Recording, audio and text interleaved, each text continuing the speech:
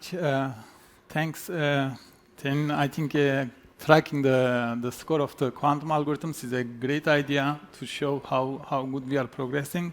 So I'm going to speak about how quantum computing, high performance computing, and cloud computing all coming together, and what kind of challenges we are going to face as we interact with these platforms.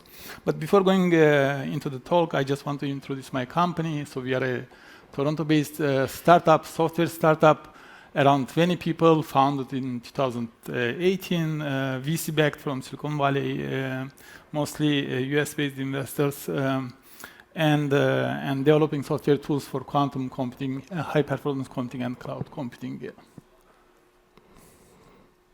Sorry.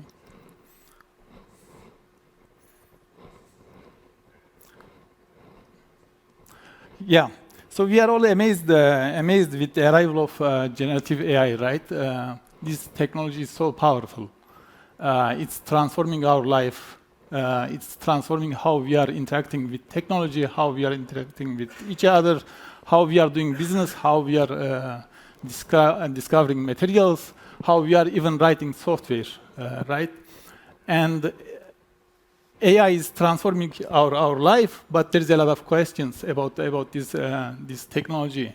There is a lot of concerns. I'm not going into these concerns, but there's one question that is very relevant to quantum space, and that is, what is the computational cost of these AI models, and how this is going to affect the energy consumption? What is the implication for the climate as well? To understand this, it's helpful to have a look at the past few decades to see what is the trend for the computational cost of these models. So here you see computational consumption, computational cost of state-of-the-art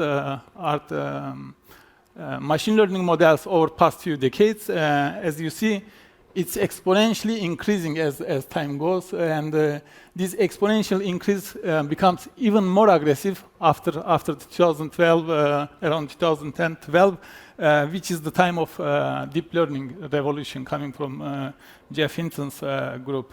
And this data is pre-ChatGPT data, so you can easily predict and assume that after generative AI, ChatGPT era, it's even more aggressive. So these models are computationally very demanding, consuming a lot of computation.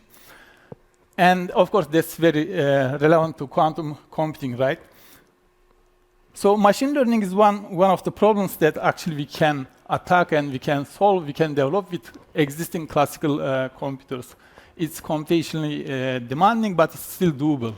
There are a lot of problems that we cannot solve with classical computers. So we cannot model climate very accurately with classical computers.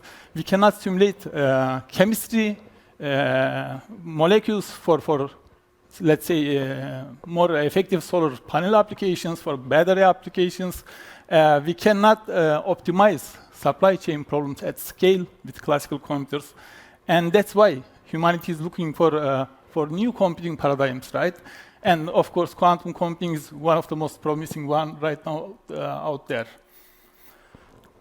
So quantum computing was once a technology, was accessible only for a few select researchers in a few select laboratories in the world, and that all changed in 2016 when IBM put their first quantum chip, 5-qubit chip, on the cloud. 2016 was about May 2016, and it was accessible to general public, and that just started the era of quantum computing, and I think it's a big step on the computing history, and I was one of the early user of this platform. In the early days, it was mostly researchers around the world accessing this platform, doing experimental research, but over the time it changed. Tools become more accessible, more Pythonic, for instance, and today we have around 500,000, maybe even more users registered in that platform using quantum computers, experimenting with them and playing with them. And of course, these are not all researchers. Mostly, even high school kids are now accessing these quantum computers and experimenting with them. Quantum computers are accessible, as you know, right now almost on all the major public cloud providers, Amazon, Microsoft, IBM. There are many tens of startups developing hardware for practical, useful quantum computing. They are using many different hardware modalities, as you know, from superconducting ones to neutral atoms and photonic-based technology. And there are a lot of softwares providing professional services. So with these software startups providing professional services, and with the help of these software startups, application startups, quantum computing becoming at the still experimental level, but becoming a part of the enterprise workflows, right? And it's introducing new challenges into the stack. So to understand what kind of challenges we are facing right now with the introduction of the quantum computing into the computing stack, first of all, whenever you use a quantum computer, as was clear from Ten's talk, you need a lot of classical computing resources to accommodate that quantum computation. So variational quantum algorithm is one of the cases. Quantum machine learning, usually you use quantum computing, quantum chip for the heavy part of the computation, but for the classical optimization, you need a lot of high-performance computing resources to do things at scale.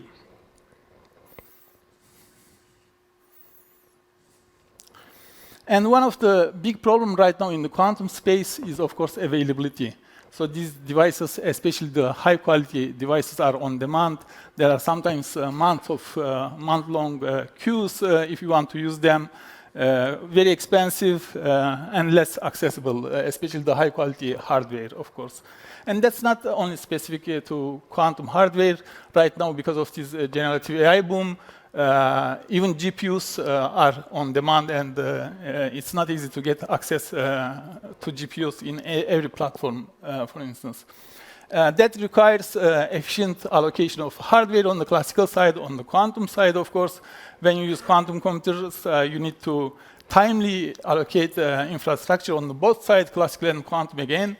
For most of the clients, being cloud agnostic, not depending on a platform is very important. So multi-cloud becoming a popular topic in the cloud computing area, and of course GDPR like regulations imposing some restrictions, and this is making quantum computing space and high performance computing space very complicated to deal with, and introducing challenges into the stack. So to understand space a little better, let's have a look how we are using these quantum computers today. So first of all, it's a cloud technology from day zero. It's a multi-cloud technology. You can access a quantum computer from any of these publicly available clouds. In the most of cases, you need quantum computers and high-performance computers at the same time, allocate the resources at the same time. For the most of enterprise users, they have already existing investment on the high-performance computing, on-prem high-performance computing, so they want to have optionality to cloud bursts whenever they are running out of resources. And we already see some examples of high-performance computing centers co-locating quantum computers in the same on-prem environment. Means that you need to orchestrate and get these two technologies work together, and sometimes work in the hybrid mode together with cloud and on-prem infrastructure. As I said, so when you look at the stack right now, you need to interact with a lot of APIs coming from different providers, different cloud providers, and when you deal with on-prem infrastructure together with cloud infrastructure, it's introducing more complexity in terms of let's say, traditional HPC tools and modern cloud HPC tools, and it's making it almost impossible for end users, which are domain experts, to build applications in this space. So to understand this better, just let's assume that you are building an application as an end user, as a domain expert, on top of Amazon cloud. So these are a set of tools that you need to interact, you need to understand in order to build the application on top of this platform. First of all, you need to understand what kind of classical resources you are going to use. You need to understand how Amazon Batch, Lambda-like services work. Now you have to understand how to connect this to the quantum resources, IBM, Rigetti, and other quantum resources. You have to understand APIs and specific languages for these platforms as well. And then you have to decide where you are running your computations, which zone, which region, how to move data around across these regions. You have to understand how you are packaging your computations, software environment, like interact with the Docker-like technologies. And then you have to understand how you are saving your data in this cloud platform, how you are moving data around from one zone to the other one, or from classical to quantum side, and how you are authenticating your users to access these platforms. So as you see, it's for a domain expert coming from chemistry, machine learning, or pharma. It's really a complex space to operate. So to solve this, mostly startups, enterprise users, end users, they, of course, hire and form multiple teams to operationalize the cloud, to understand applications, to understand software space, to understand these low-level tools. And this is making it really challenging for especially small and medium enterprises to build applications on top of this technology. So what we need to close that gap, abstract away all of this complexity, and give a tool to end users that they can focus on their core area, domain, with their domain knowledge. They are able to build applications and taking advantage of this platform and easily scaling these applications whenever they want. So Covalent is an open source Pythonic workflow orchestration platform for advanced computing. It's designed to solve exactly this problem, to bring high-performance computing, quantum computing, and cloud computing to a level of Python that you, as a domain expert, you can take any kind of workflow, any kind of chemistry, any simulation, any kind of optimization problem, and scale it on demand wherever you want, quantum or classical. So it's a distributed workflow orchestration, scales workloads from your laptop, from your Pythonic environment to any kind of backend. It's multi-cloud. You can send to, with the same user experience, send your workflows to Amazon, Microsoft, Google, or IBM Cloud, be it quantum or classical. It comes with a browser-based UI to monitor and visualize your workflows. And it's designed for heterogeneous hardware, not only for quantum and classical CPU and GPUs, but it very easily integrates with the new computing modalities, let's say probabilistic computing or neuromorphic computing. So Covalent unifies hardware and software, and it's a multi-language. It's Pythonic tool. It's a Pythonic tool, but it's a multi-language. So you can bring different languages like C and Python to operate at the same level. It requires minimal code changes to take your Python code and Covalent-Phi and turn it into a workflow. It's designed. It has a server-based design, promotes rapid iteration and scaling. It comes with a powerful visualization tool to make it easy to communicate your workflows and make it easy to ideate over these workflows. It comes with a server database that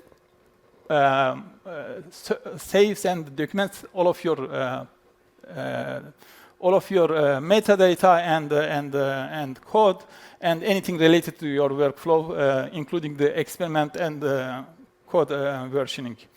And as I said, it's free and open source to use. So here you see a server and UI example of Covalent.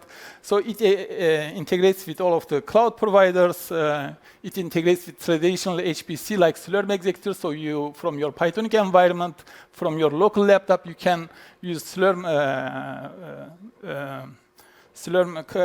plugin to send your workflows to any on-prem HPC cluster, supercomputer, but at the same time together with cloud providers, cloud executors. So here you see a code example. You have a Python function, and you take your Python functions, decorate with the Covalent decorators. In that decorator, you can specify where you want to run this workflow. And when you have this multiple collection of these Pythonic functions, then you have your lattice, which we call lattice. It's a workflow you decorate with the lattice decorator, and then it's ready to distribute and scale it to any cloud or any backend, including quantum and classical, and then you dispatch it and distribute it. So you just need to learn 3 basic concepts to take your code, existing code, and transfer it into any Covalent compatible workflow. Here you see in the orange highlighted one, so that on the left side you see your existing code, on the right side how you Covalentify it.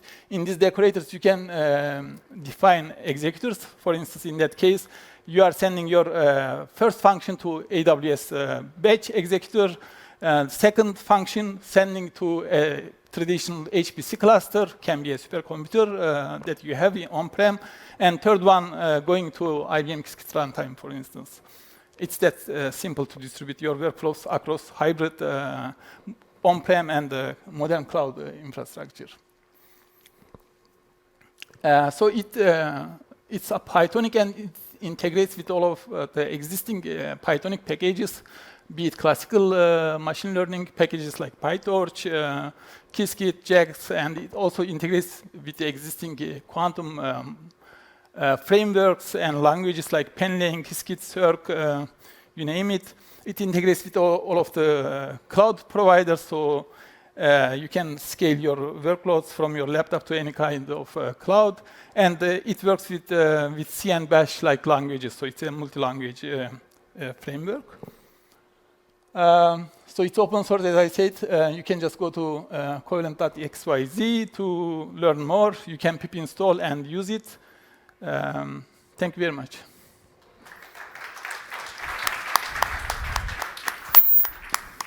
Thanks very much. Do we have any questions for Oktay?